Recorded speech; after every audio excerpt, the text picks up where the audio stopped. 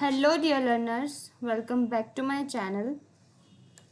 Today we will discuss a new topic of chapter 1 Statistics and Economics for class 11th. तो आज हम जो पढ़ने वाले हैं वो कुछ और न्यू टॉपिक स्टार्ट करने वाले हैं बिकॉज हम प्रीवियस वीडियोस में स्टैटिस्टिक्स एंड इकोनॉमिक्स के बारे में काफ़ी कुछ कवर कर चुके हैं. तो today we will discuss something new. So हमने पढ़ा था लास्ट वीडियो में कि स्टैटिस्टिक्स कितना इम्पोर्टेंट रोल प्ले करता है किसी भी इकोनॉमिकल डाटा में या किसी भी तरीके के डाटा में. अगर स्टैटिस्टिक्स नहीं होगा तो हमारे लिए बहुत ज़्यादा डिफ़िकल्ट होगा कि कैसे हमें अपने डाटा से एक एक्यूरेट रिजल्ट लेकर आना है. तो इसलिए इट्स अ मैंडेटरी कि हम स्टैटिस्टिक्स का यूज़ करें हमारे इकोनॉमिकल डाटा में. तो इसी तरीके से अब ये बता रहा है कि जो स्टैटिस्टिक्स है उससे जो हम सैंपल निकालते हैं, मतलब स्टैटिस्टिक्स से जो रिज़ल्ट आ रहा है, जो सैंपल्स आ रहा है, उसका यूज़ कहाँ कहाँ हम कर सकते हैं या स्टैटिस्टिक्स का जो यूज़ है वो किस किस फील्ड में होता है. तो हम इस चीज़ को आज समझने वाले हैं. तो स्टार्ट करते हैं आज का टॉपिक. तो जनरली ये टॉपिक है uses for statistical sampling. Statistical sampling के यूजेस कहाँ कहाँ हैं इस चीज़ को हम समझने वाले हैं. तो फर्स्ट है स्टैटिस्टिकल सैम्पलिंग. क्या है? एक प्रोसेस है that both statisticians and professionals use. Statistic sampling एक ऐसा प्रोसेस है जिसे स्टैटिस्टिशियंस जो होते हैं या फिर प्रोफेशनल्स होते हैं दोनों ही इसको यूज़ करते हैं अपनी स्टडीज़ को करने के लिए.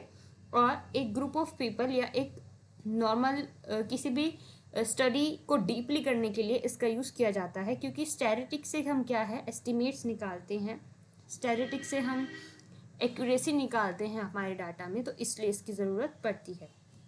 तो यहाँ पे कुछ कॉमन यूजेस है सैम्पलिंग के जो यूज़ किए जाते हैं. सबसे पहला साइंस में सैम्पलिंग का यूज़ किया जाता है, सैम्पलिंग स्टैटिस्टिक्स का भी यूज़ किया जाता है. तो साइंस में साइंटिस्ट जो होते हैं वो डेली सैम्पल करते हैं, कुछ ना कुछ सैंपल निकालते रहते हैं ताकि वो अपनी स्टडी को टेस्ट कर सके कि उनकी स्टडी एक राइट डायरेक्शन में जा रही है कि नहीं.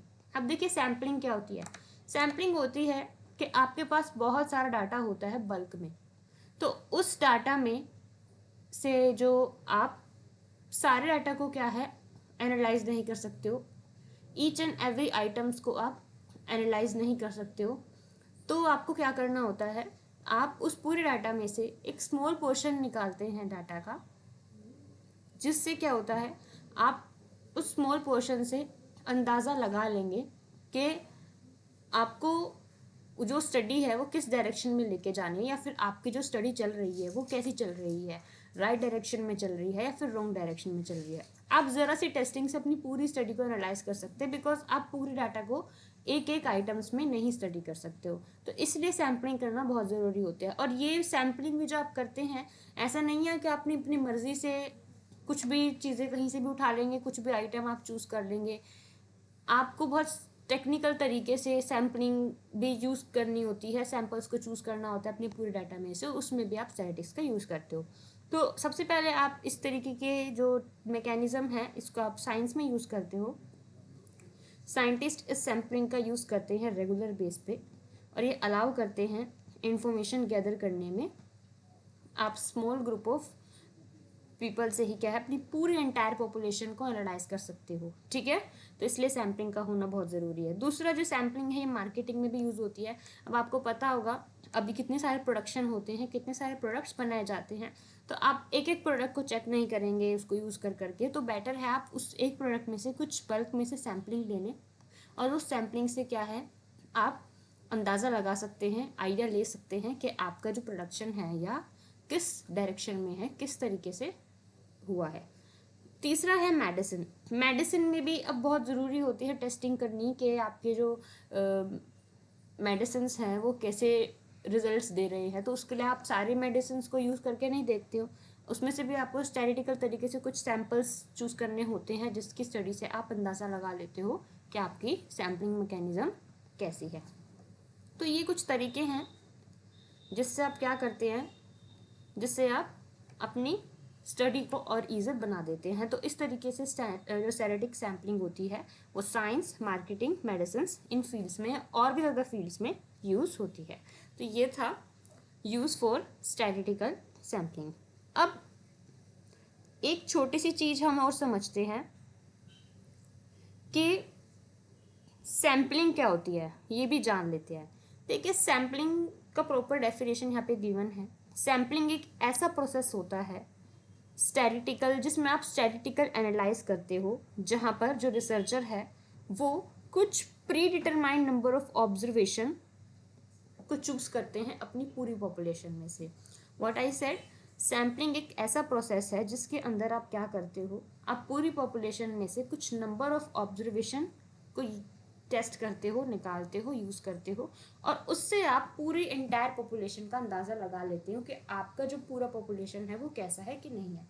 जैसे कि अब आप कोई चीज़ बनाते हैं, कोई फूड आइटम बनाते हैं, तो आप उस पूरे फूड आइटम को खा के चेक नहीं करते हैं कि वो कैसा बना है, बल्कि उसमें से आप कुछ थोड़ा सा टेस्ट लेते हैं, थोड़ा सैंपल टेस्ट करते हैं और आपको अंदाज़ा लग जाता है कि ये चीज़ अच्छी बनी है। तो इसी तरीके से हम अपने डाटा के साथ भी यही करते हैं। तो इस प्रोसेस को सैम्पलिंग कहते हैं। जो मेथड है सैम्पलिंग का, ये डिपेंड करता है type of analysis being perform, किस तरीके की एनालिसिस परफॉर्म की जा रही है। जिस तरीके की एनालिसिस आप परफॉर्म करना चाहते हैं उसके बेस पर है आपकी सैम्पलिंग डिपेंड करती है। अब but it may be include some random sampling, यहाँ पे हर तरह की सैम्पलिंग होती है। देखो, पूरे डाटा में से जो सैंपल्स है उसको भी चूज़ करने के बहुत सारे तरीके होते हैं। आप रैंडमली कोई भी सैंपल चूज़ करें, कभी कभी आपको सिस्टमेटिक तरीके से भी चूज़ करना होता है। तो इस तरीके से आपको सारी चीज़ें हैंडल करनी होती है कि आपको सैम्पलिंग कैसे करनी है।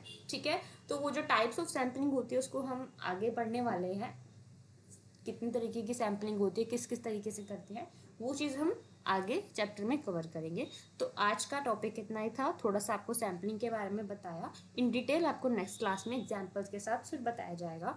एंड हमने अपने स्टैटिस्टिकल सैम्पलिंग का यूज़ देखा कि कहाँ कहाँ स्टैटिस्टिकल सैम्पलिंग का यूज़ किया जाता है। ओके, तो ये था हमारा आज का टॉपिक। आई होप समझ में आया आप लोगों को। एंड वीडियो अच्छी लगी इसको लाइक करना, शेयर करना एंड चैनल को सब्सक्राइब करना। For more videos stay tune with me. We will meet in a next video with a new topic. For now keep learning, keep practising. Bye bye.